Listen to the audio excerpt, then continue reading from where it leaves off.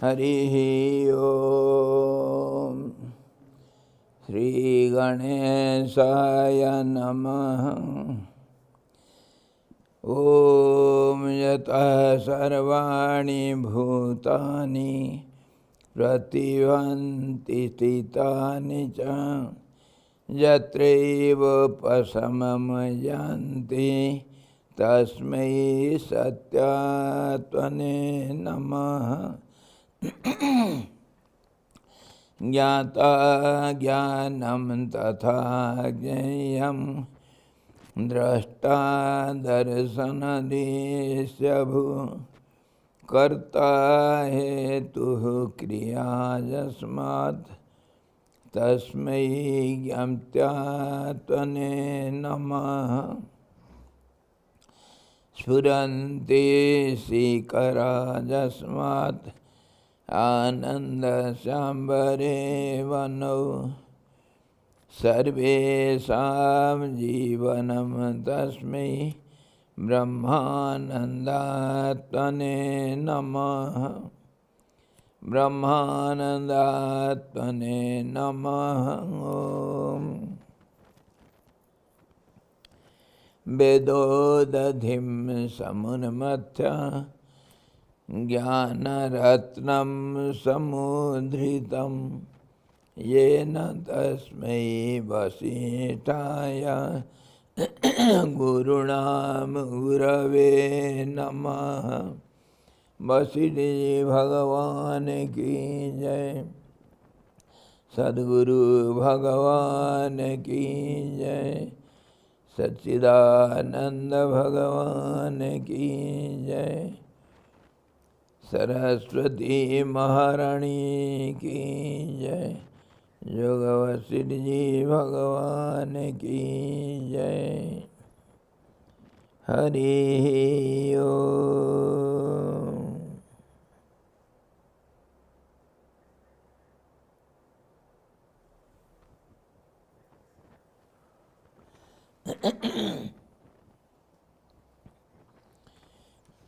योग वशिष्ठ निर्वाण प्रकरण उत्तरार्ध का 19वां सर्ग हम जो विवेचन कर रहे हैं उसमें कल हम देखें जो 5 इंद्रियों का स्फुरण कैसा हुआ और 5 इंद्रियों में अधिष्ठातृ देवता आदित्य दिशा जल वायु और पृथ्वी हुए और फिर इंद्रिय स्थान रूप अवयवों से युक्त होकर रूप आदि 5 विषयों का उपभोग कर रहा विराट पुरुष बन जाता है। वह विराट पुरुष अनेक मानसिक विकल्पों के कारण समस्त आकार को कल्पनाओं द्वारा अनंत आकारों के विज्ञान से युक्त रहता है। विज्ञान विशेष ज्ञान, अनुभव ज्ञान। अनेक आकारों का विज्ञान अनुभव होना, मैं ही इसी स्वरूप में हूँ ऐसा अनुभव करता है और इसका स्वरूप अव्यक्त है तथा समस्त विकारों से शून्य है।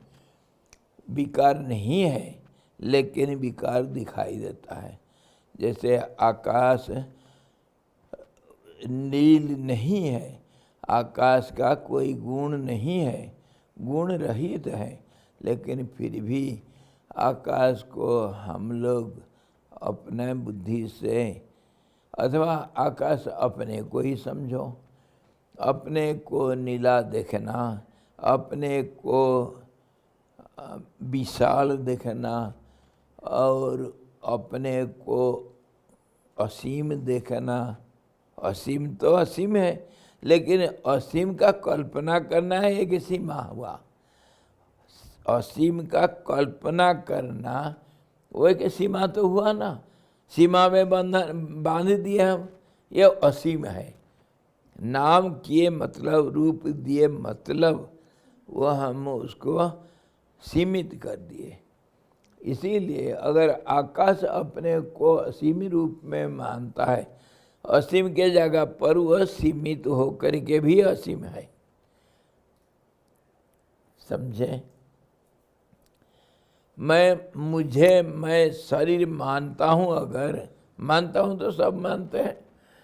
अच्छा, अगर मैं मुझे शरीर माना, क्या मैं शरीर रूप में असीम नहीं हूँ?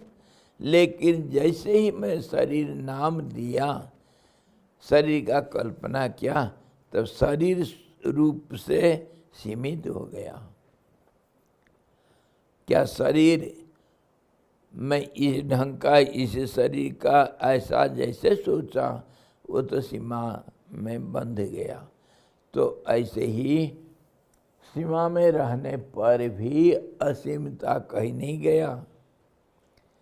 अगर मैं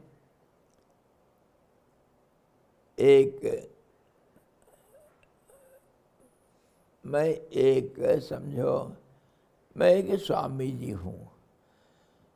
अगर मैं जा कर के गाँव में भिक्षा मांगा, तो मेरा स्वामी पना कहीं चला गया क्या?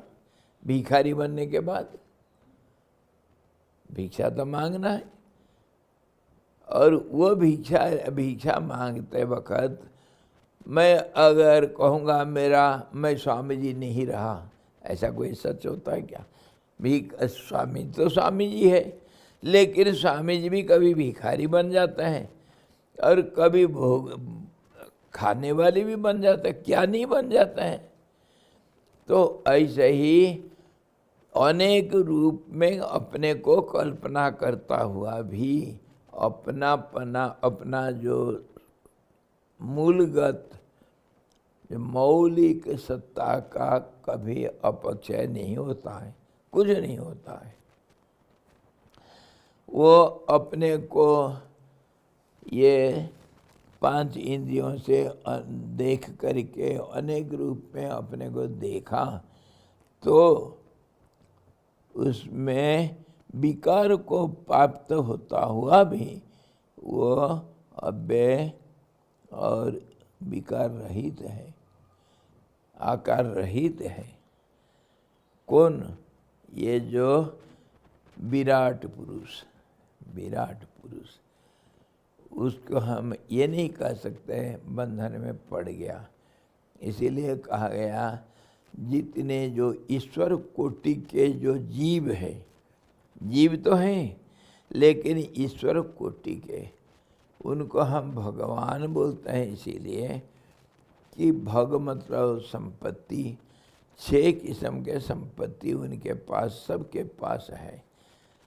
6 किस्म के संपत्ति होना मतलब वह उसी स्वरूप में है, उसी स्वरूप में है। तो 6 जैसे सर्वज्ञता और सर्वव्यापकता, ये एक गुण है। और होता है तो सर्वव्यापक एक गुण है, लेकिन क्या सर्वव्यापक जो होगा उसको गुण के अंदर हम सोच सकते हैं? सर्वव्यापक होने से वो गुण के भी परे हैं, लेकिन फिर हम सर्वव्यापक कह करके एक गुण रूप से उसको देख रहे हैं। ऐसे ही परमात्मा, ऐसे ही ये ईश्वर कोटि के जितने जो कोई हैं, मान लो ब्रह्मा विष्णु शंकर या कोई माया या कोई देवी, जैसे जो कुछ जिसको मानो। अब जिसको मानेंगे वो आपके लिए वो ईश्वर है। मैं जिसको मानूंगा, मेरा वो क्या, वो चलो एक भूत को ले लेते हैं। ये भूत, यही भूत, आप उधर दिख रहे हो, भूत को ले लेते हैं। एक भूत को ले लिया, जैसे वो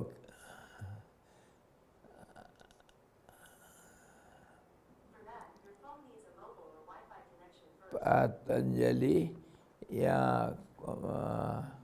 पाणिनि, पाणिनि को मिला था एक भूत तो नहीं, वो क्या मिला था, अरे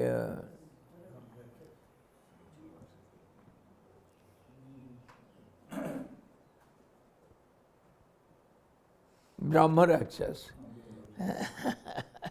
ब्रह्म राक्षस कैसा होता है, जो बहुत बड़े विद्वान और बड़े अनुभवी पुरुष, ये कभी किसी थोड़ा सा किसी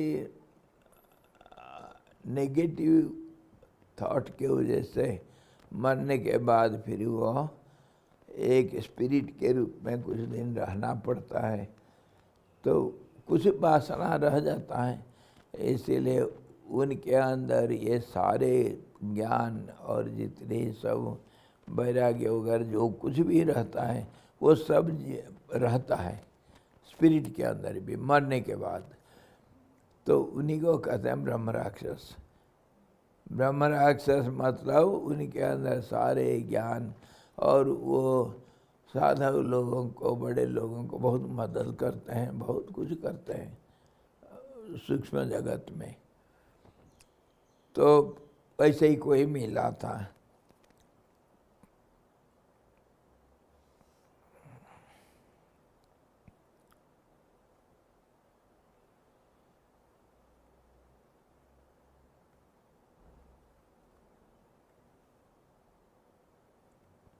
ये ब्रह्म राक्षस को क्यों, भूत को क्यों लाई है? You are explaining about the 6 qualities of the God. So can you explain which what kind of 6 qualities? अरे एक चीज जब क्लियर नहीं हो रहा है, अब दूसरा चीज शुरू करते हैं। सुनो तो सही, सुनो तो सही, धीरज रखो।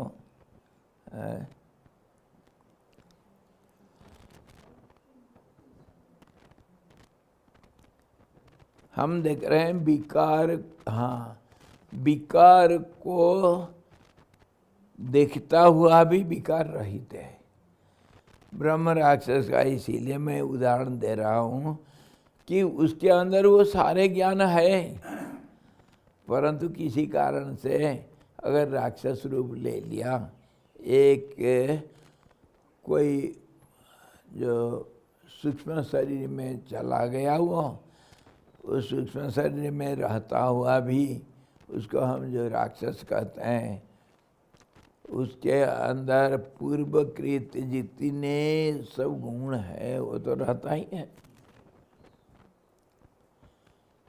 पेड़ हो गया बीज से, क्या बीज का गुण को छोड़ दिया पेड़? नहीं छोड़ेगा। इसी का कहते हैं डीएनए, रहता है वो। तो ये जो ईश्वर कोटि के जो कोई होते हैं, ईश्वर जिसको आप मानोगे वो तुम्हारे ईश्वर है। ब्रह्म राक्षस को मैं मान लिया तो वह भी परमात्मा है, क्योंकि परमात्मा का वास, परमात्मा का स्वरूप सब कहीं है। इसीलिए कोई एक चींटी को भी देखो ना, शाम को हम पूजा करते हैं, शाम को करते हैं। देखो हमारा हिंदू धर्म में सांप खाली नहीं, सांप, बिच्छू, क्या हुआ, आप पेड़, लता, पत्थर, किसको पूजा नहीं करते हम? सबके अंदर परमात्मा है। और उसी को अगर विराट रूप में हम देखेंगे तो फिर वो हमारे विराट पुरुष है। उसको अगर हम परमात्मा के रूप में देखेंगे तो वो भी हमारे परमात्मा ही है, क्योंकि हर कण में भी परमात्मा को हम देख सकते हैं। देखना उचित है, और ज्ञानी लोग यही करते हैं, तो सब जगह पर उन्हीं का अस्तित्व देखते हैं।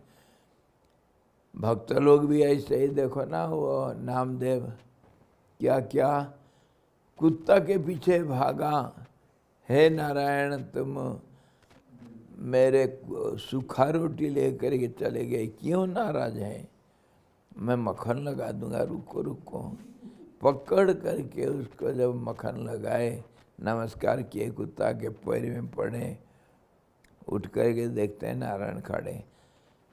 यादृशी भावना जस्य सिद्धिर्भवति तादृशी। तुम्हारे भावना जो है वही एक रूप लेता है। यह कहना मंत्र का रूप कैसा होता है, मंत्र देवता कैसे होता है। हम जो भगवान को देखते हैं वो कैसे देखते हैं, हमारे भावना ही रूप लेता है। हमारे भावना और हमारे जो भावना के अनुसार जिसको हम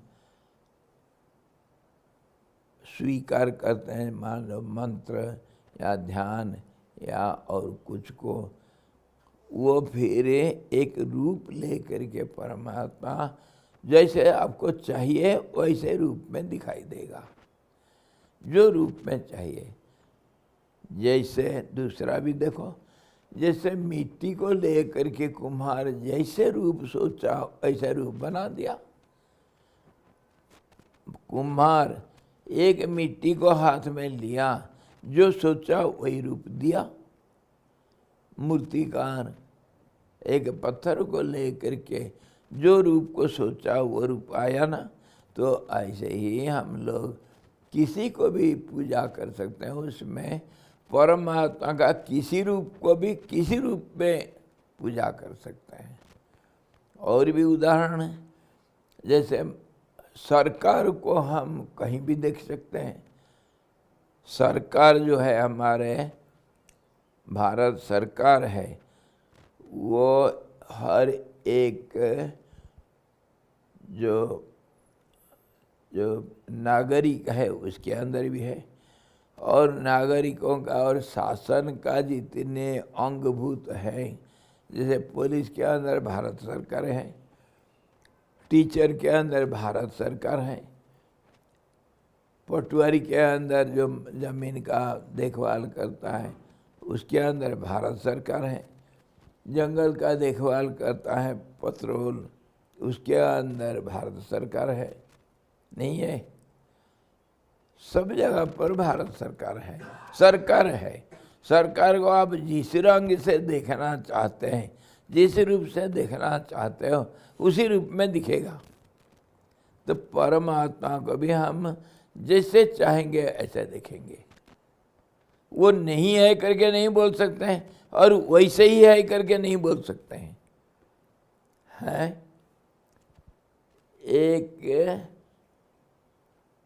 एक चपरासी, सरकारी चपरासी के अंदर हमारे प्रेसिडेंट का भी सत्ता है कि नहीं? सरकारी आदमी है, सरकारी आदमी है तो चपरासी, लेकिन उसके अंदर सरकार का एक महसूस है, एक अनुभव है, मैं सरकारी आदमी हूँ। वही है, आप सरकार को उस रूप से देख सकते हो और उसके बॉस के रूप में देख सकते हो, वो भी सरकार है। जैसे चाहोगे ऐसा देखोगे। तो ये सब, और जहाँ तुम्हारी ज़रूरत है वहीं पर तो जाते हो। मुझे लकड़ी ज़रूरत है तो जंगलात का डिस्ट्रिक्ट फॉरेस्ट ऑफिसर के पास जाऊंगा ना मैं। मुझे कुछ धन चाहिए तो ट्रेजरी ऑफिसर के पास जाऊंगा। और मुझे कुछ मदद चाहिए तो कानूनी मदद चाहिए तो पुलिस ऑफिसर के पास जाऊंगा। कुछ न्यायिक मदद चाहिए तो जज के पास जाऊंगा। तो जरूरत के अनुसार हम सरकार को अलग अलग रूप में देखते हैं। भगवान भी ऐसे ही है, परमात्मा को हम ऐसे ही देखते हैं। और ये जो ईश्वर कोटि के जीव हैं, जीव मतलब वही परमात्मा का अंश है, तो ये सब के सब बड़े शक्ति विशिष्ट होता है। ये 6 किस्म का शक्ति इनके पास, सबके पास रहता है। सर्वज्ञता, सर्व व्यापकता और जो सर्वनियंता, कंट्रोलिंग पावर, ये सारे चीज़ जहाँ प्रकट होना, सब कुछ भी उनके पास रहता है, इसलिए वो ईश्वर कोटि के माने गए हैं। और वो मान लो जैसे बॉर्डर लाइन में खड़ा हुआ है, जैसे मान लो दरवाजा में एक दीप रख दिए तुम, तो बाहर भी प्रकाश, अंदर भी प्रकाश। तो ऐसे ही वो जो ईश्वर कोटि के जो होते हैं भगवान, या मान लो ईश्वर, मान लो ईश्वर ही बोल दो, तो वो परमात्मा और जीव संसार के बीच में खड़े हैं। उस तरफ भी है, इस तरफ भी है। और गुरु लोग भी ऐसे ही होते हैं।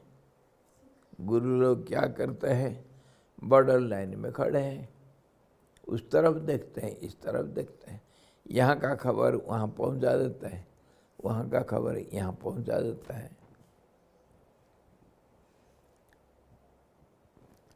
तुलसीदास जी चिट्ठी लिखते हैं भगवान के लिए, है क्या? विनय पत्रिका, उसी का बात कर रहा हूँ। विनय पत्रिका, तुलसीदास जी चिट्ठी लिखते हैं भगवान रामचंद्र जी के लिए। हिम्मत नहीं होता है सीधा जा कर के सरकार के पास खड़ा हो जाना, डर लगता है। और एक भाव भी होता है रेस्पेक्ट देना, इसीलिए नहीं कहीं मैं आ जाने से तो भगवान का कोई तकलीफ तो नहीं होगा, इसीलिए वो संकोच के साथ भगवान राम को कुछ नहीं बोलते हैं, डायरेक्ट नहीं, इनडायरेक्टली लिखते हैं। कभी हनुमान जी को, कभी सीता माता जी को, कभी लक्ष्मण भैया को कभी और कोई पार्षदों को लिखते हैं चिट्ठी। कभी अगर मौका पड़ेगा तो भगवान के सामने मेरा नाम पेश कर देना कि कोई एक दिन भिखारी कोई है जो आपका खाली थोड़ा सा कृपा चाहता है। अगर भगवान के यादगारी में ये मेरा नाम आ गया, बन गया काम, और कुछ नहीं चाहिए मुझे। उतना चाहिए कि भगवान सोच ले कि हाँ तुलसीदास कहीं है, इतना में मेरा काम बन जाएगा। इसीलिए तो हमारे लोग सब कोशिश करते हैं वो प्रेसिडेंट अवार्ड लेने के लिए कहीं अगर मिल गया एक कुछ भी हो जाए, अरे मैं प्रेसिडेंट अवार्ड पाया हूँ यार, क्या समझते हो, मेरा डायरेक्ट संपर्क है प्रेसिडेंट के साथ, समझते क्या? तो ये सारे कहने का मतलब ये, इससे आप लोग क्लियर हो सकते हैं। आप जैसे भगवान को सोचोगे, जिस रूप में, जिस नाम में, जिस आकार में, वैसे ही भगवान तुम्हारे लिए है। उसी फॉर्मूला के अनुसार हम पहले भी जीव का डेफिनेशन जब चर्चा करते थे, तब उस समय वो ये कहें कि आप जैसे जिस चीज़ को, जिस वस्तु को, जिस समय, जिस परिस्थिति में, जिस रूप में आप उसको ग्रहण करते हो, उसको जीव मान लो, यही तो कहा था। तो आप जिसको जिस रूप में, जहाँ पर जैसे भी भगवान आप मानते हो, वही है परमात्मा, वही भगवान है तुम्हारे लिए। वो सब के लिए होना कोई खास नहीं। एक बार मैं बताया था आप लोगों को,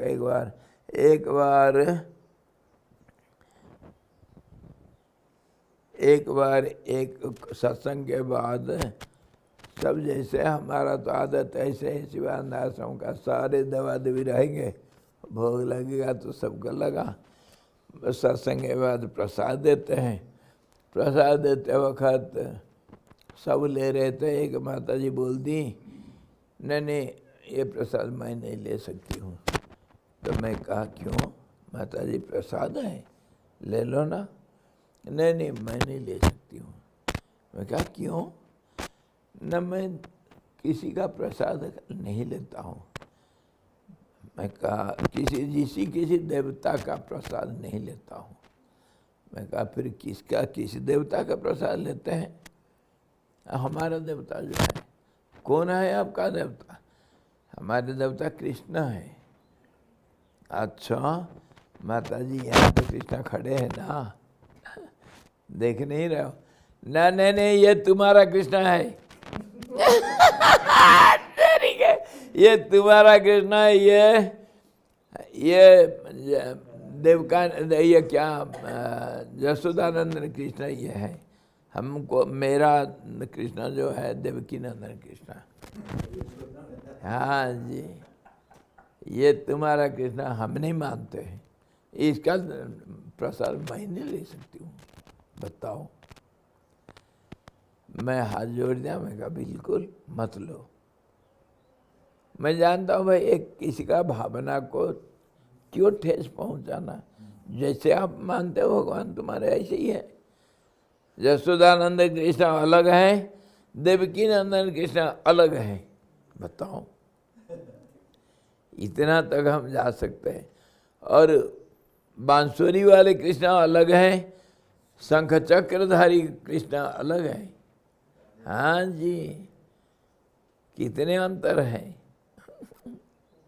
गोपियों का कृष्ण अलग है और 1,16,000 कितना 16,108 का जो कृष्ण है वो अलग है। इसी प्रकार कृष्ण अलग अलग है।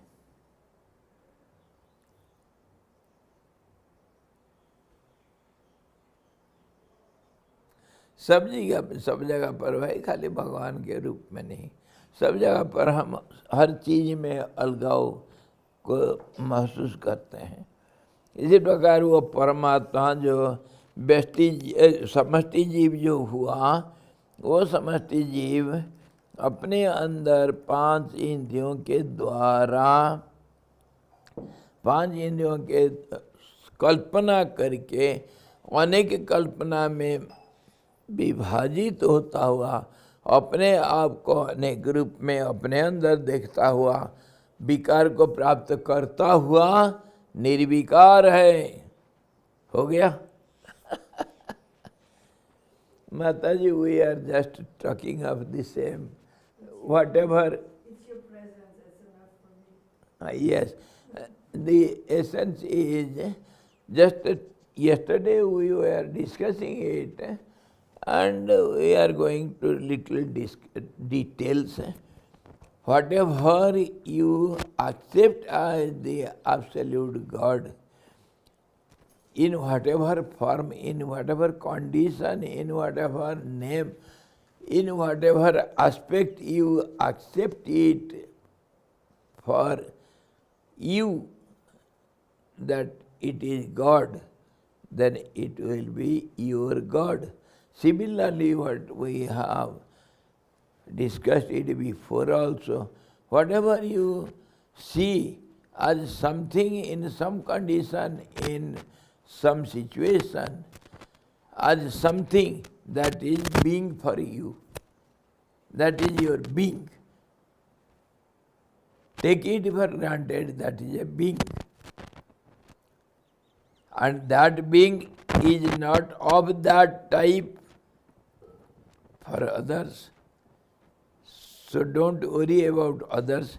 Whatever you accept as something, whether it is an individual being or it is God, there is no difference. Whatever you accept as something for yourself, that is that for you. Accept it. And this is also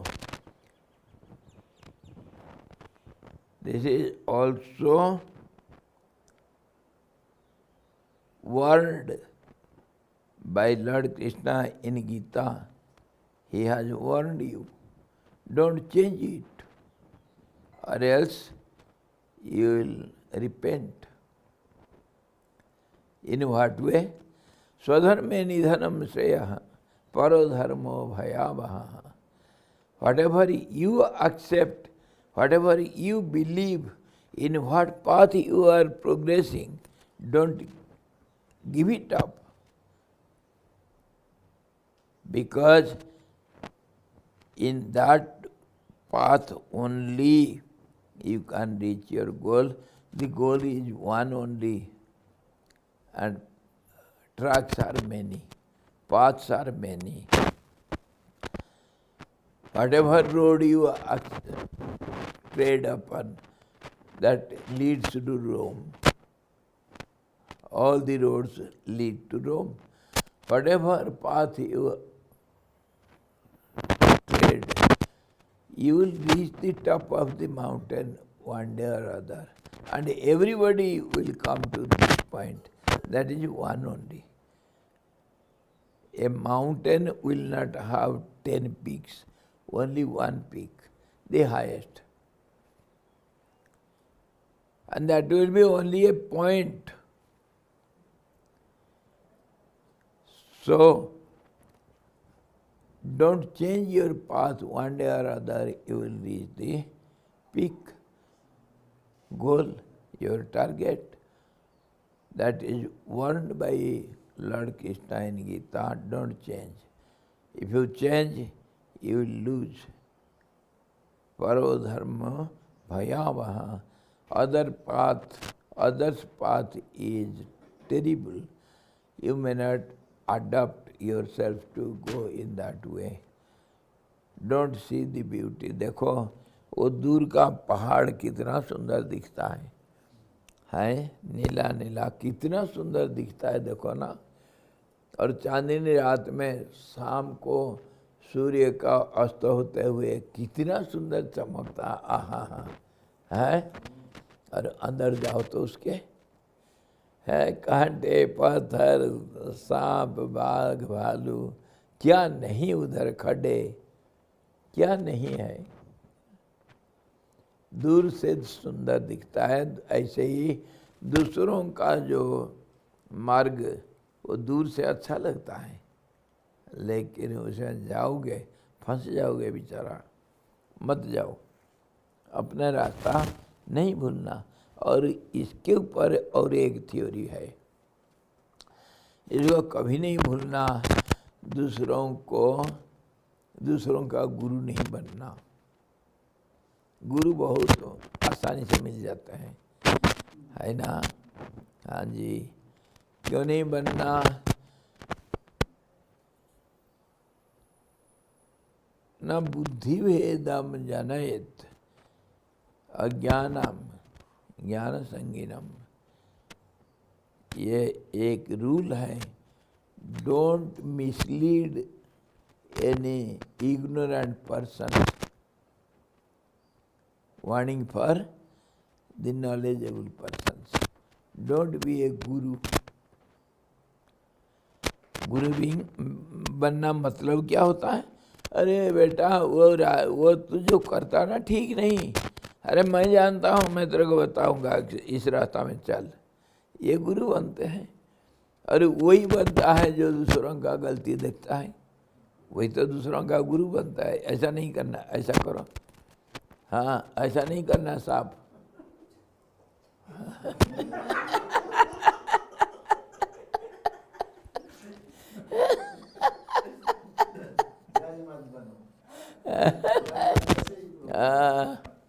गंदा हो जाएगा और रुमाल गंदा है। तो बात यह है, दूसरों का गलती को देख करके उनको सुधार करने के लिए जाते हैं। कौन? महामूर्ख जो होते हैं, जो गुरु बनते हैं।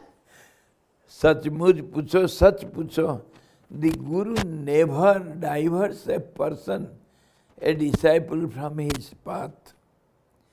He allows everyone to tread his own path but because he is a guru, he knows all the paths.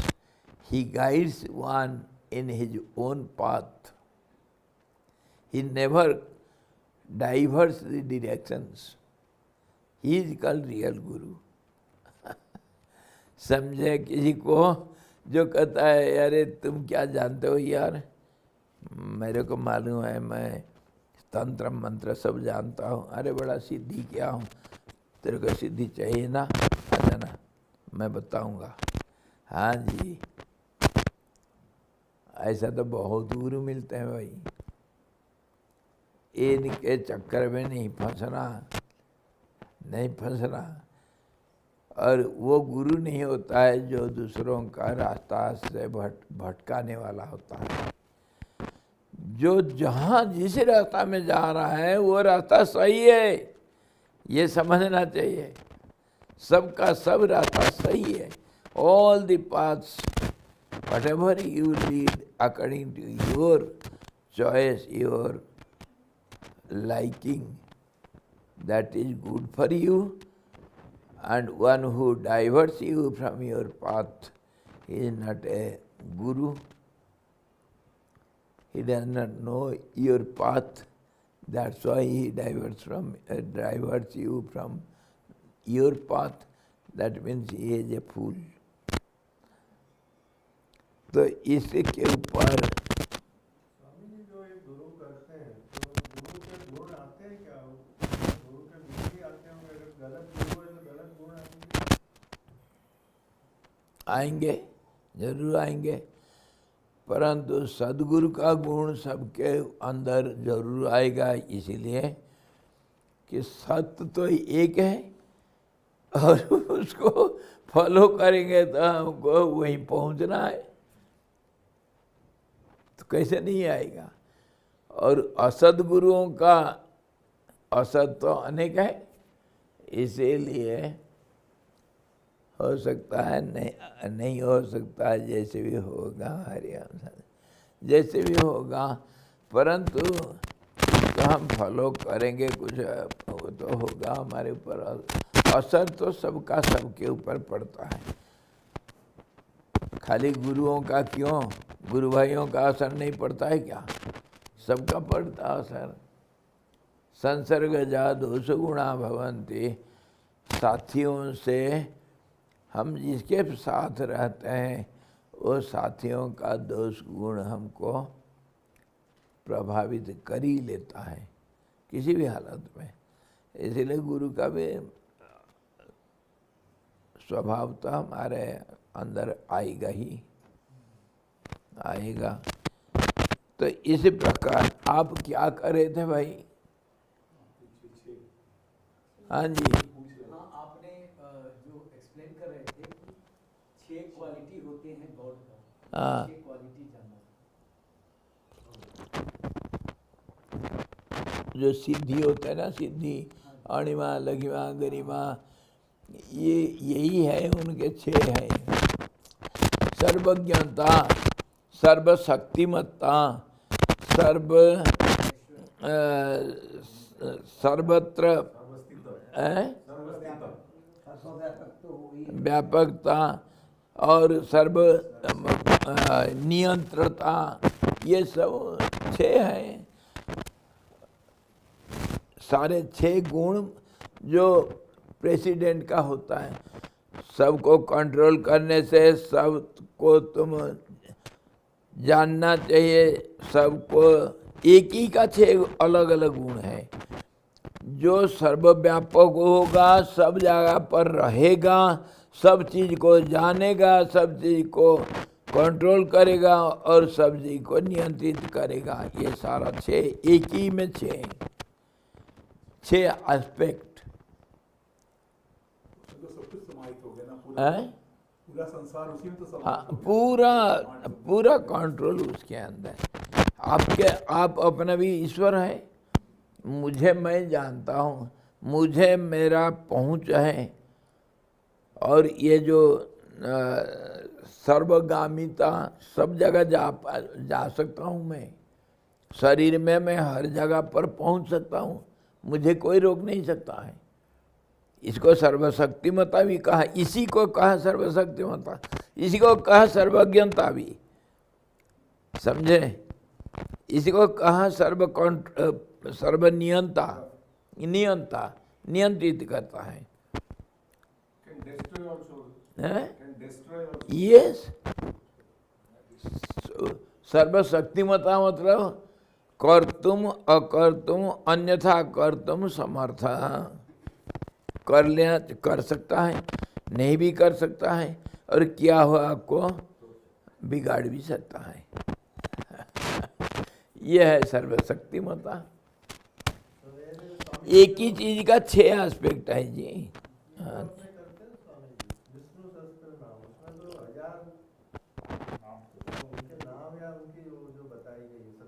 हाँ, हाँ, हाँ, हाँ, बिल्कुल बिल्कुल बिल्कुल। और वो 1000 नाम एक ही का है, खाली 6 शक्ति क्यों? हाँ जी, मुख्य रूप से 6 बोलते हैं।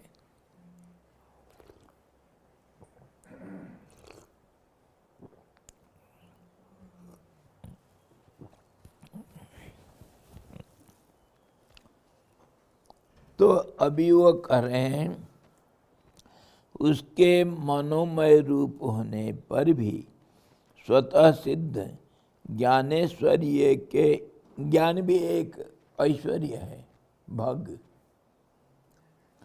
ज्ञानेश्वर्य से एवं सब शक्तियों से संपन्न होने के कारण वो जीव और ईश्वर दोनों रूप है।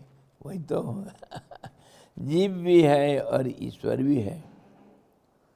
इसे अभिप्राय से कहते हैं, why he is individual and the universal being both together, because he is subtle, he has a subtle form, subtlemost form, and स्वतः सिद्ध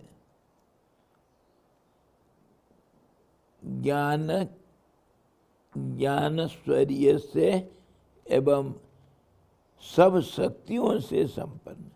सब शक्ति मतलब आप 6 नहीं, 50, 100, हजारों ला सकते हैं शक्ति, है कि नहीं? तो all the, because he is subtle and all pervading, so he is by itself, by nature, he knows everything, and he has all the powers, being equipped with all the powers and the abilities.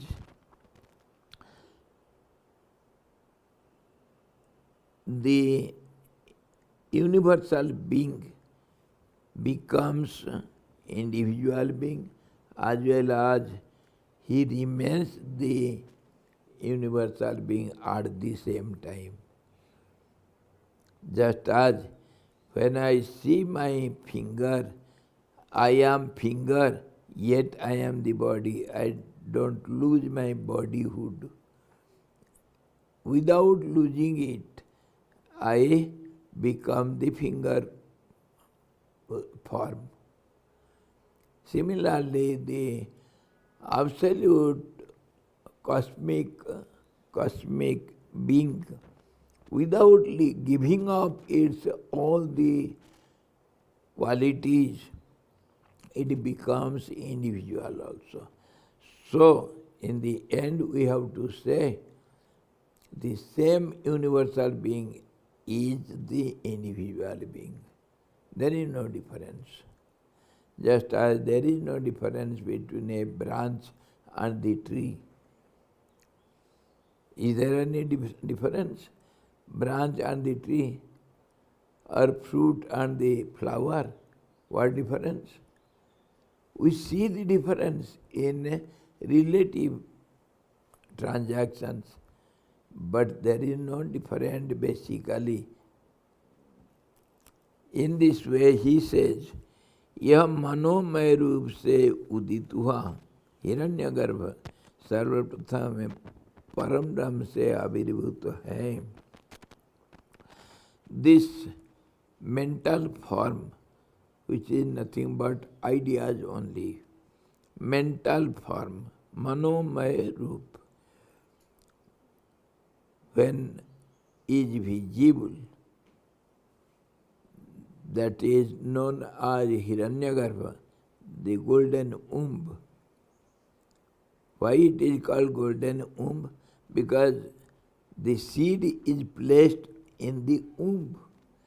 That's why it should be a womb, and that is golden womb, because it is with all the effulgence, that effulgence that is seen as golden color.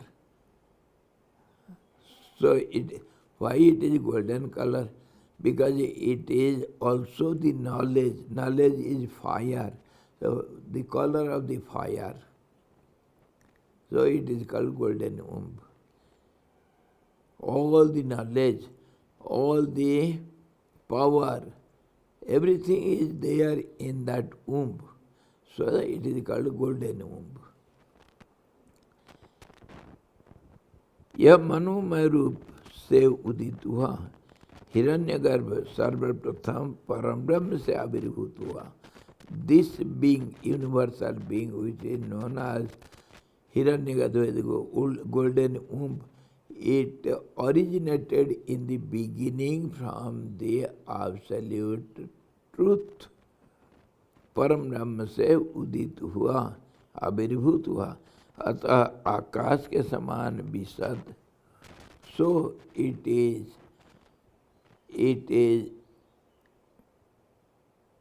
elaborate or expanded like, or it is clear like the sky. It is called sky. It is not like the sky. It is the sky, which is transparent, all-pervading. Don't think transparent will have limit. Transparency has no limit. It is limitless.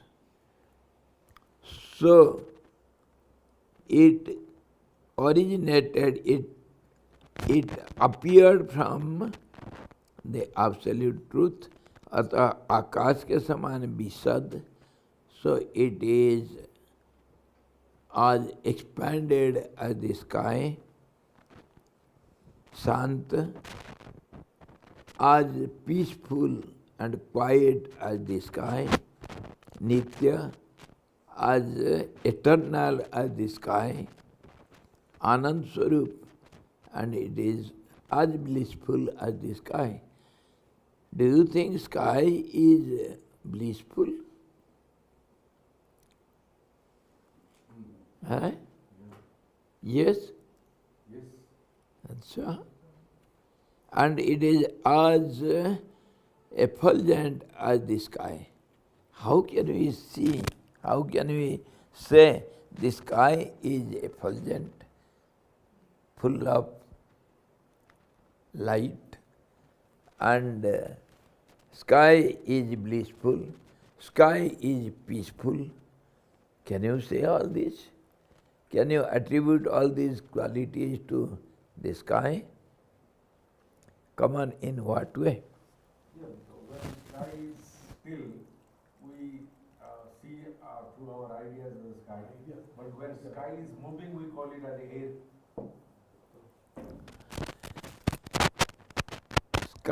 Sky is stillness, Yes. calmness. Calmness. So it is called peaceful. And we, When there is no movement, it is peaceful. Peace means without movement, without any disturbance. Disturbance means movement, isn't it? So wind is the first disturbance. And it is so disturbing, it never allows any object in this universe to keep quiet. So nutty, है ना? और फिर तो इसका लड़का जो था हनुमान, बंदर, जो आज आपका दिन है, Hanuman, the monkey is the face cut of the air. It cannot keep quiet.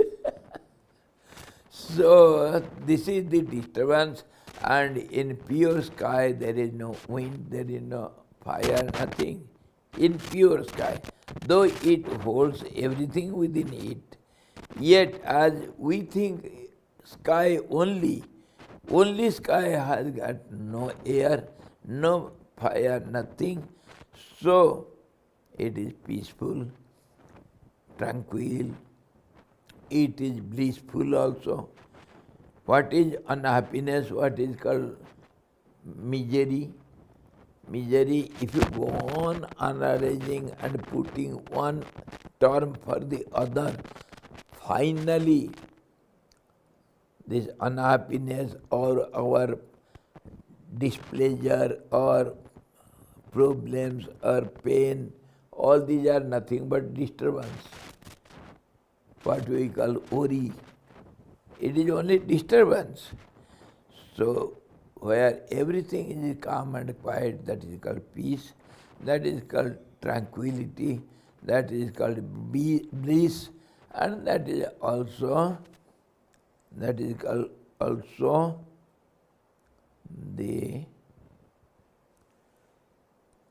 we can compare it with the sky. It is the sky.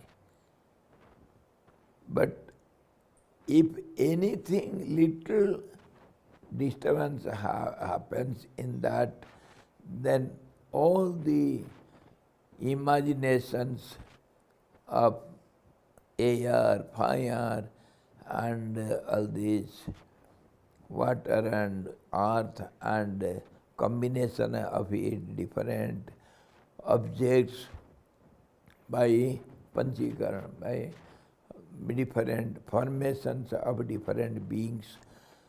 All these are disturbance in the sky. So, as a pure sky, there is no disturbance. Okay? So, it can be compared with it.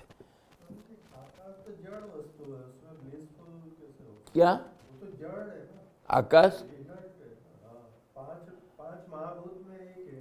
आकाश तो जड़ है, हाँ, बिल्कुल. तो जड़ हम कहेंगे या आकाश को क्या कहेंगे बता? ये जड़ है सब.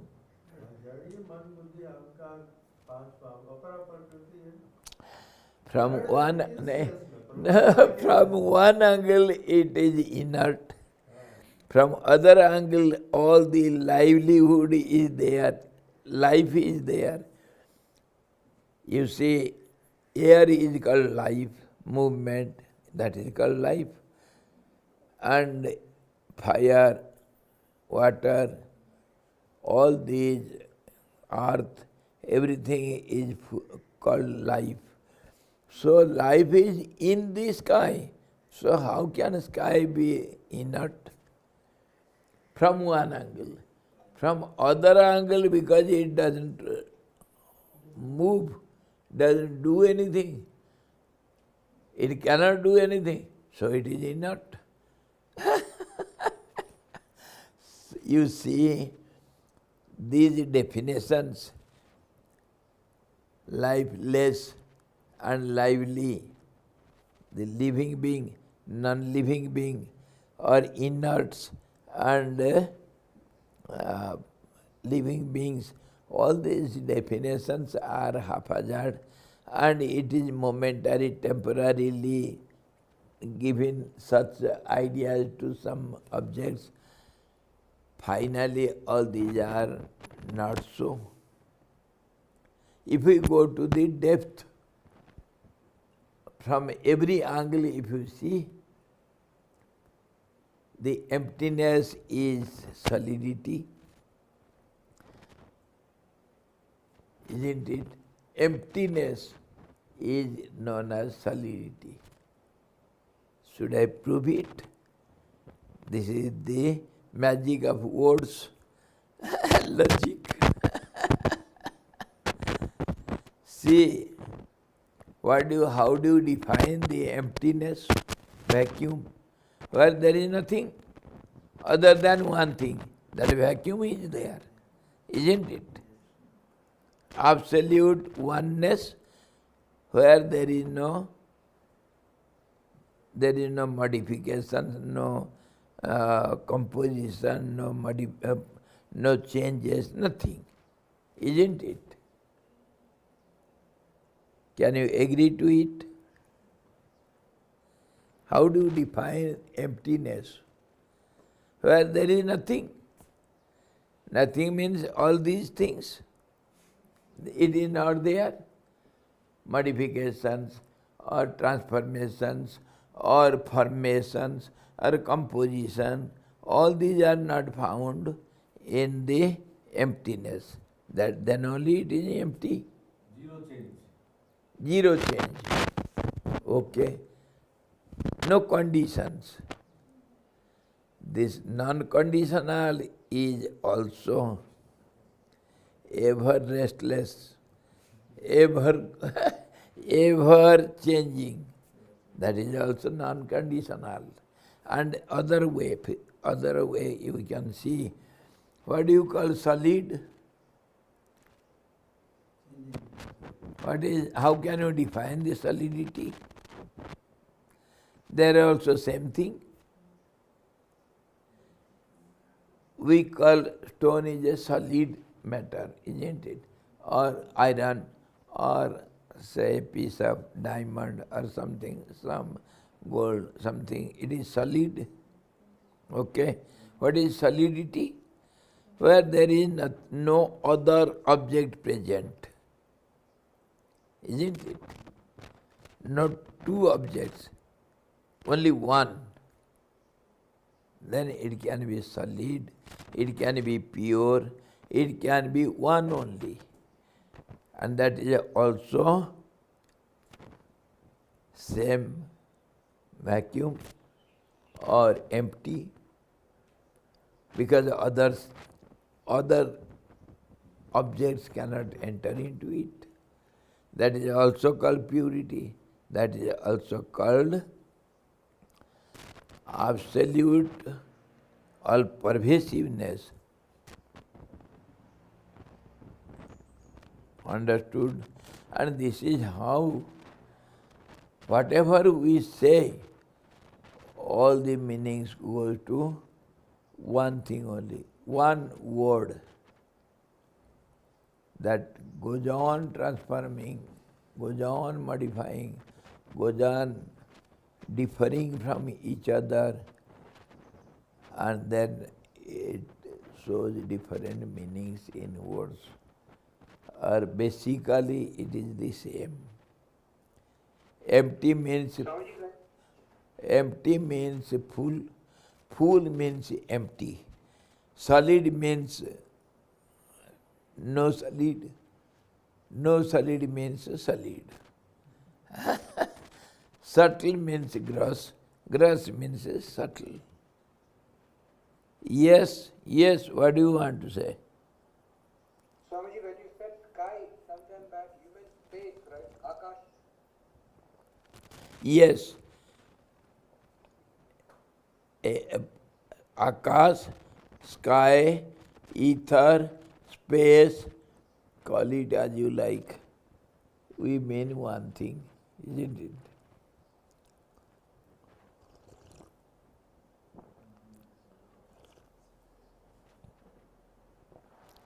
Yes, Guruji. Maharaj, so should we understand relatively this Akash, ether, as a tendency or not?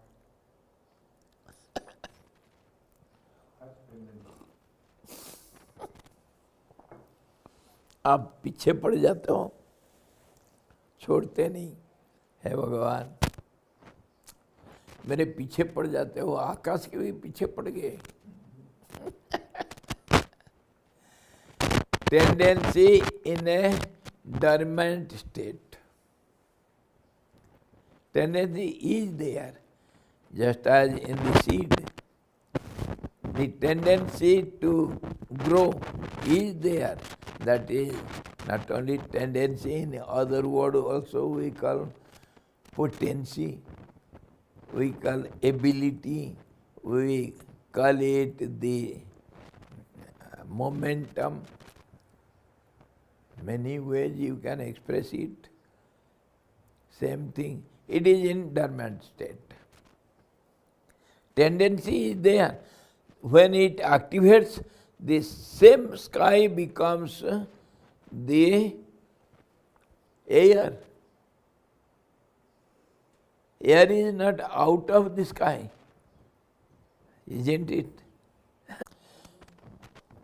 यह मनोमय रूप से उदित हुआ हिरण्यगर्भ सर्वप्रथम परम ब्रह्म से आविर्भूत है, अतः आकाश के समान विशद, विशद मीन्स कंप्लीट, परफेक्ट और क्लियर और परवेसिव, विशद, शांत, नित्य, एटर्नल, आनंद स्वरूप एवं ब्लिसफुल एंड प्रकाशमय, इट इज एफल्जेंट। समस्त प्राणियों का समष्टि रूप अद्वय विराट पुरुष, समस्त प्राणियों का समष्टि रूप अद्वय, वन विदाउट ए सेकेंड, विराट पुरुष, दैट द ग्रेटेस्ट बीइंग, परम परमेश्वर रूप है, the greater than the greatest self, that means the absolute self. और पंचभूतात्मा ने, पंचभूतात्मा न होने पर भी पंचभूतात्मा के सदृश भासमान है। वही तो मैं बार बार कह रहा हूँ, जो नहीं है ऐसे ही होता है। कितने बार हम उदाहरण दे करके इसको एनालिटिकली देख रहे हैं। देखो, मैं मेरा नाम प्रेमानंद है, मैं प्रेमानंद नहीं, होता हुआ भी नहीं हूँ, होता हुआ भी नहीं हूँ सब कोई। मैं मनुष्य होता हुआ भी नहीं हूँ, मैं इंसान हूँ ना। लेकिन जब मैं सोया हुआ हूँ तो मेरा नाम क्या होगा? इंसान कोई बोलता क्या? सोया हुआ। मेरा नाम बदल जाता है, काम बदल जाता है, समझ सबको अलग हो जाता है। मैं खाता हुआ, मैं कितने नाम हमेशा बदलता रहता है। एक पल भी नाम हमारा ज्यों का त्यों नहीं रहता है। Our name never can be without changes. Name is ever changing and form also is ever changing. That is the changeful world which is composed by names and forms. World is nothing but changing phenomena of name and form. That's all. And which is not changing, behind it in the substratum, that is the truth. And this is changing phenomena. This is neither truth nor no truth. It is the nature of the truth. Nature of the truth. So he says, समस्त प्राणियों का समष्टि रूप अद्वय विराट पुरुष परमेश्वर रूप है, और पंचभूतात्मा न होने पर भी पंचभूतात्मा के सदृश भासमान है।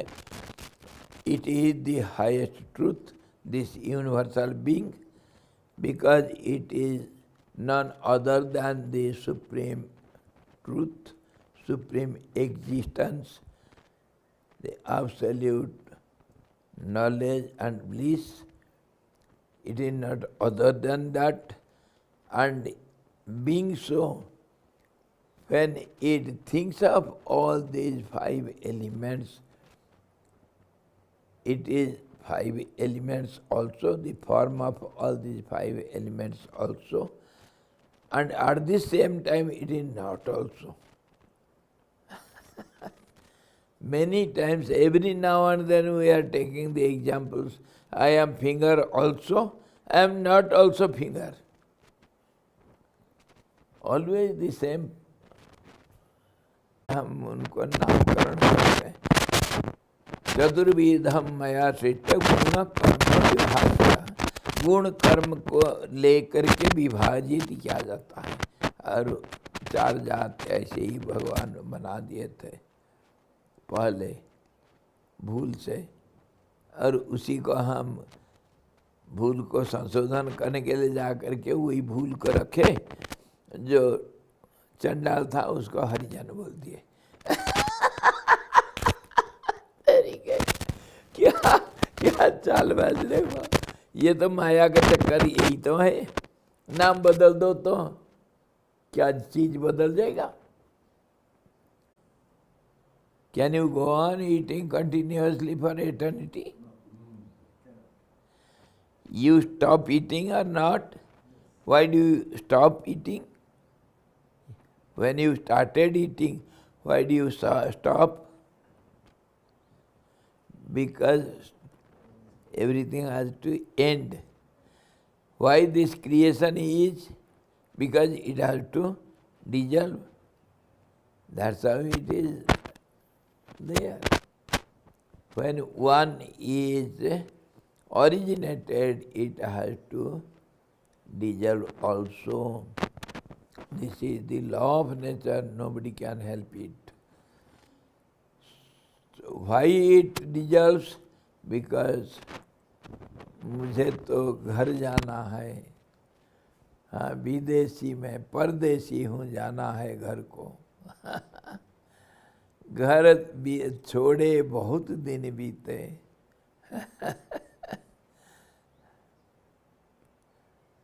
जाऊं देख मिलूं मेरे पिता माताओं को, सबको मिलूं, मैं घर जाऊंगा। याद आ गया तो इसीलिए तो घर जाना पड़ेगा ना। अब कहाँ से आए हो? दिल्ली से। अभी कहाँ जाना है? क्यों? क्योंकि वहीं से तो जाना है। अरे यार, जहाँ से जो आता है वहीं जाना पड़ता है। The home is, that is called home. Home sweet home. We have to go back to our home. Home is a center of origin. Therefrom we are originated. We have to go there. So if you have been visible for some time, you have to be invisible. You have to disappear. That is the law of the nature. That's how this composition of five elements which makes a form, composes a form, though it appears, yet it is not there. And the universal being gets different forms within itself by thinking in this way, and yet he does not give up his universal power. He is always the universal and equipped with all the powers. That power only, see the power, how to understand. Power is stagnant, it never gets lost. That's how the eternal being is eternal. Eternity to be eternal also is a power which is eternal. Understood? The power to exist eternally is called eternity. That is also a power, isn't it? So now, this eternity or continuity is nothing but divisibility and change that appears as if it is changing, but it is not there. That apparent vision makes all the confusion. So he says that Virat Purush, that the universal being, he has been taken its birth from the Absolute, and yet he thinks of, he has idea of all these manyness in different names and forms formed by different elements, composition of different elements, and yet he keeps up, he remains as the absolute truth. There is no change. The change is apparently seen, it is not there. Bhasaman hona, it just appears. ईश्वर रूप होने से वह अपने आविर्भाव और तिरोभाव से बिल्कुल स्वतंत्र हैं. Because it is all powerful. See the meaning of all powerfulness. Because you are all powerful, so it means you can appear, you can disappear also. You can do anything. You are free to do anything. You are free to not to be free. That is also there in you. You are free to be bound. Understood now? तुम्हारे स्वतंत्रता कहाँ है? परतंत्र होने के लिए भी स्वतंत्रता है. यही तो है परमात्मा सृष्टि का रूप लिया. और क्या? परमात्मा पराशक्तिमान है करके वो कभी भी चाहिए दिख जाएगा, कभी भी चाहेगा छिप जाएगा. इसीलिए तो दुनिया दिखता है और छिप जाता है. उसके ऊपर तुम सवाल नहीं कर सकते हो, ए तू क्यों छिप गया रे? कोई सवाल नहीं होता है. कल देखे तो ना मेरी मर्जी, मैं तो अपने घर में आग लगाऊंगा और उसी में कूदूंगा, पैर तोड़ूंगा, अपने नाम पर केस करूंगा. मेरी मर्जी. तुम कौन होते हो बोलने वाले? Because he is the absolute one, so he is, whatever he likes he will do. समझे?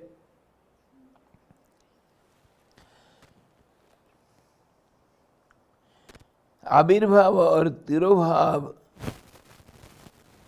के लिए वो ईश्वर रूप होने से स्वतंत्र है. Because he is all powerful, he is the Ishwar, he is the controller, absolute controller. That's how he appears and disappears at his will.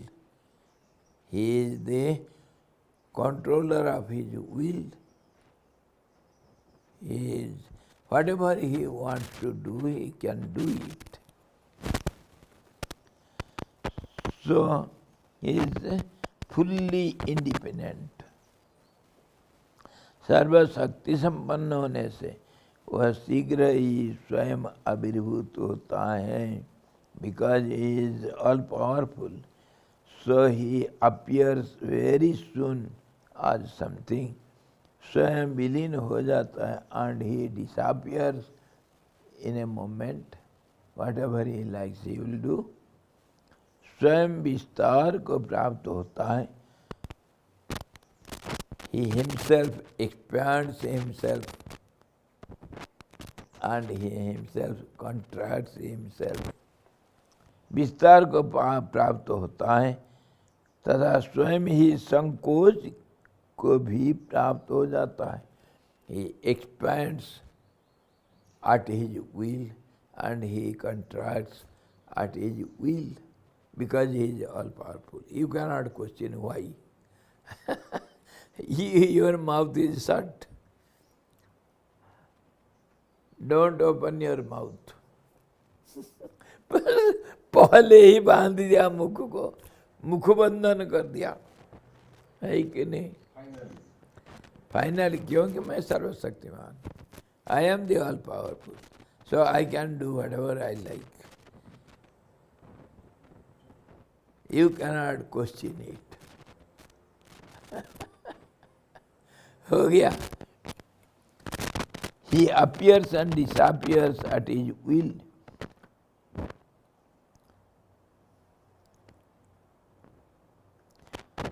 स्वयं विस्तार को प्राप्त होता है, स्वयं संकोच को प्राप्त होता है.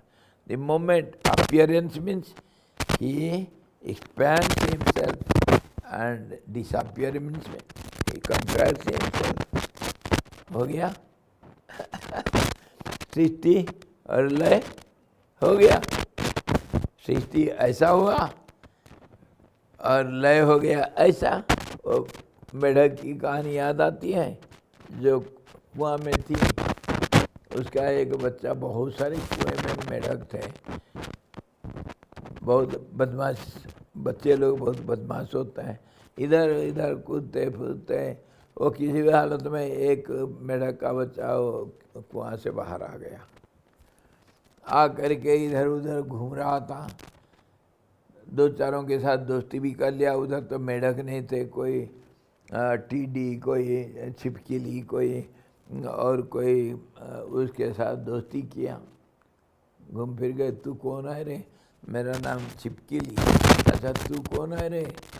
तू कहाँ से आया? मेरा नाम मेढक, मैं कुआं से आया. अच्छा.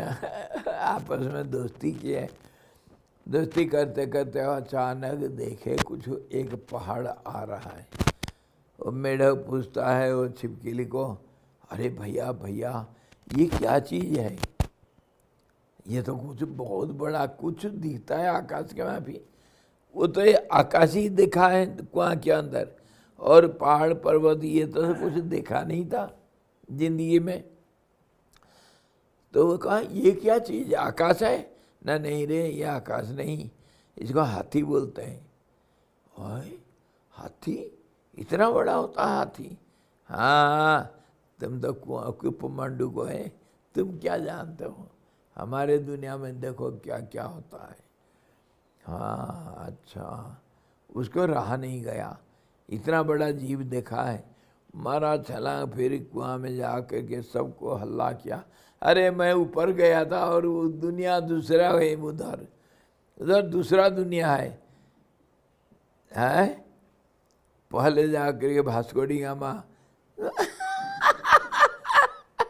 जी जी वो आविष्कार कर लिया किसी को और जाकर प्रसार कर दिया. अरे भाई ऐसा को ऐसा है. तो ये जा कर के कुआं में हल्ला किया, मैं हाथी देखा. हाथी? अरे हाथी क्या होता है? बहुत बड़ा होता है. तो उसका माँ आ गई, कहे बड़ा होता है. कितना बड़ा होगा? मेरे से कोई बड़ा है क्या? हाँ माँ तेरे से भी बड़ा. तो मेढक फूल जाता है ना. तो इतना बड़ा? नहीं माँ और इसके बहुत बड़ा है. इतना बड़ा? नहीं और बड़ा. इतना बड़ा? नहीं और बड़ा. इतना बड़ा करके फट गया, पेट फट गया, मर गया. तो ऐसा ही एक्सपेंशन ऑफ द एटम. उसको आजकल हमारे our NASA people, they have shown it beautifully, how the atom expands and becomes the cosmos, and how it contracts and becomes the atom. Beautifully it has seen shown. देखे हैं कोई? देखना बड़ा मज़ेदार। दो किस्म से मैं देखा हूँ। एक तो पत्ता को एक्सपैंड किया तो यूनिवर्स बन गया, और universe when contracts it becomes the leaf, and leaf contracts, it becomes the atom. And in other way, a small child, it goes on magnifying and it becomes the cosmos, and then when it contracts, it goes to be an atom. Both way we can see. This is how our Vedas say, Anuranyan Mahato Mahyan. Within this range, the smallest and the greatest, within this range everything comes. The whole universe, many worlds, whatever you think, it is within this. This is the secret formula. Secret formula. Whatever you see within the atom and the cosmos, everything is subject to this expansion and contraction. This is how they change, and this is how they disappear also. This is the formula of creation, existence, and the dissolution also. Within this, everything happens within this. And this is how, from other language we can say, it is within itself. Whatever you see, it is within one. That expanded or contracted center or expanded periphery, which has got no limit. समझ में आ रहा है? सब कुछ एक ही में है, कोई अलग नहीं, कुछ नहीं। अपने संकल्पों से कल्पित अनेक कल्पों में तथा क्षण भर में वह अपनी इच्छा के अनुसार स्वयं उदित होता है तथा पुनः पुनः उदित होकर वह फिर शांत भी हो जाता है। स्वसंकल्प कृतेन आसु कल्पोघेन क्षणेन च यदृच्छोदेति पुनः पुनर्भूत्वा पश्यामीति।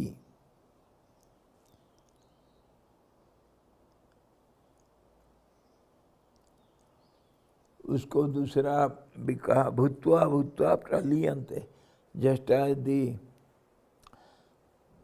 the bubbles, the ocean becomes the bubbles at any time, every time, as it likes, it becomes it and disappears it every moment in every way.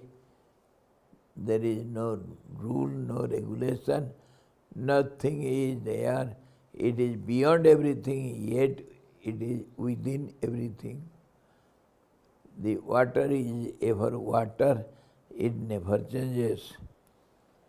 वही कहा कि ये जो अपना अपना रूप को कल्पना करके, कल्पना में मात्र अनेक रूप धारण करके वो ऐसे ही जीव रूप ले करके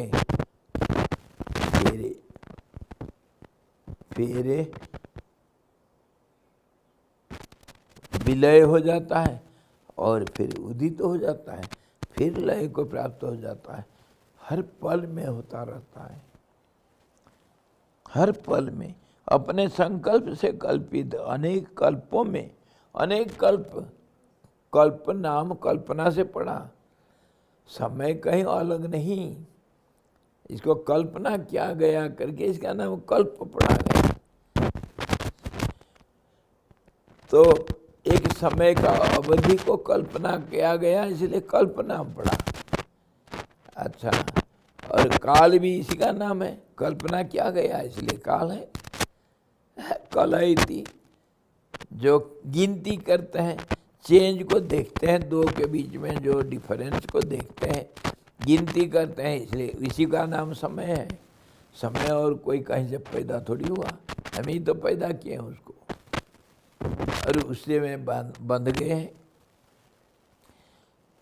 तो इसी प्रकार वो जो अनेक कल्पों में अपने कल्पना से बनता और बिगड़ता रहता है, उदित होता है और तिरोहित होता है। इच्छा अनुसार स्वयं उदित होता है तथा पुनः पुनः उदित होकर और फिर शांत भी हो जाता है। मर्जी उसकी, उसको नहीं बोलना, समझे? चुप।